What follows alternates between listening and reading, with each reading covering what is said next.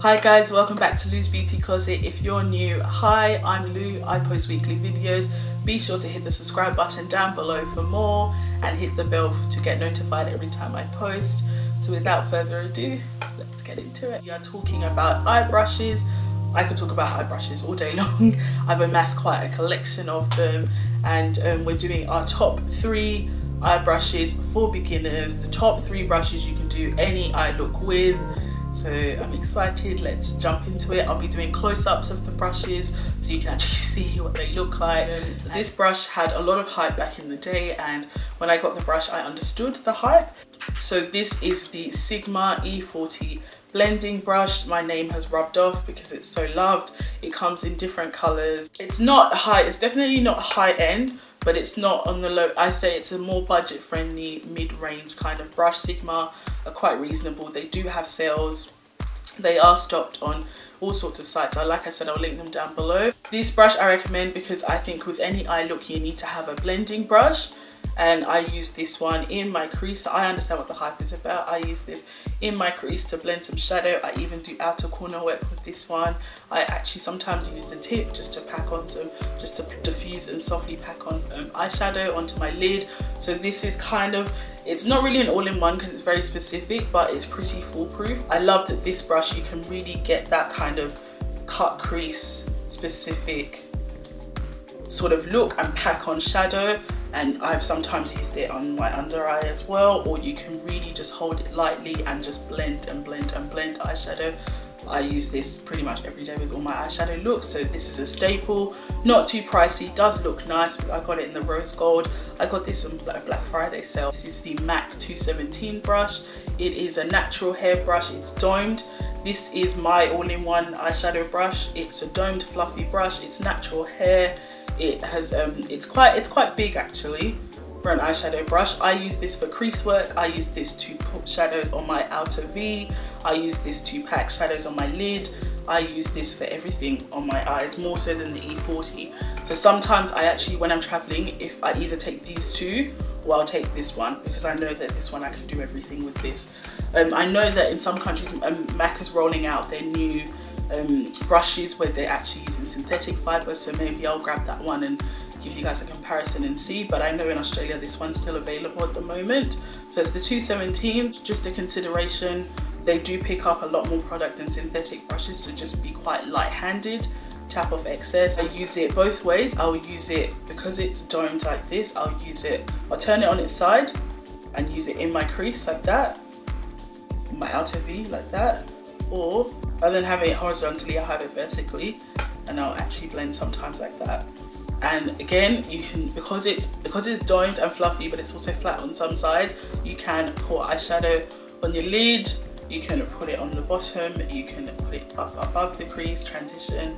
If you could only buy one blending brush or one, you know, expensive sort of brush, I'd get this one definitely. I've used it over and over again. As you can see, the color's gone funny.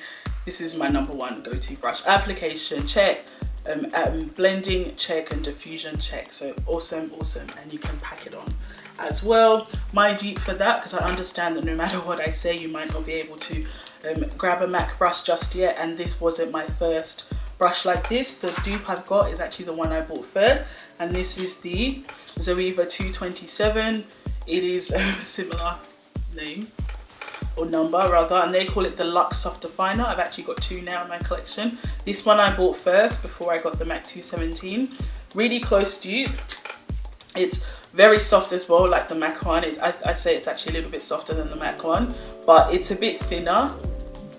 It's a bit thinner than the MAC brush, and it's a bit shorter as well. I'm just trying to line it up and show you guys. It's a tiny bit shorter for glasses, whereas that's music. But it's a tiny bit shorter, it's a tiny bit thinner, so it won't have the same effect, but it's very close, very similar. Again, you can blend with it, you can diffuse, you can pack on, and really get some awesome looks. This Zoeva is fantastic. Quality is there, customer service is there, and their pricing is really competitive. So if you can't splurge on the MAC, definitely the Zoeva 227. But this type of domed fluffy natural hair brush or domed fluffy brush is definitely a staple in any beginner's eyeshadow collection. And lastly, we have a brush specifically for packing on eyeshadow, because even though these brushes are awesome for that, their natural hair, sometimes it just gets diffused no matter how intensely you pack it on. And you have those glittery shadows or foiled shadows that you really want to get that bam packed effect. So for those, I've got another brush. I've got a MAC 242. This is a bit newer in my collection, but I absolutely love it. It is a short domed brush. They do have a smaller version for smoky eyes, but I've sometimes used this to smoke out eyeliner on my lash line. But this brush is absolutely fantastic. When I have glitter shadows that will not perform as well, I put this brush on there and it just picks it up. And because it's denser, it's a dense, rigid brush, it tends to pick up more. So that's the secret. And again, if you can't splash out on the MAC version, I have a good alternative that I had first. This is the Real Techniques shading brush. It is a bit thicker and fluffier, but it's very, very short. I also use this for my shadow looks. I've used this in my inner corner too. I use this to, this is what I initially used to pack on eyeshadow. To round up, you definitely need an all-in-one blending brush that can do blending, crease work, packing on. You're just a multitasker. We've got the MAC 217 or the Zoeva 227. Then we have a crease brush that is quite soft, fluffy, able to do crease work and also can multitask too, the Sigma E40. And then we've got the brush to pack on eyeshadow, which I recommended the MAC 242 or the Real Techniques shading brush. So having these three brushes in your arsenal will change your eyeshadow game, definitely. So thank you guys for tuning in to another video in this series. I hope you enjoyed it. We will hopefully be tackling cleaning brushes on the next video, because you know it's all well and good to have the brushes. It's even more awesome if you know how to clean them. I'll see you on the next video.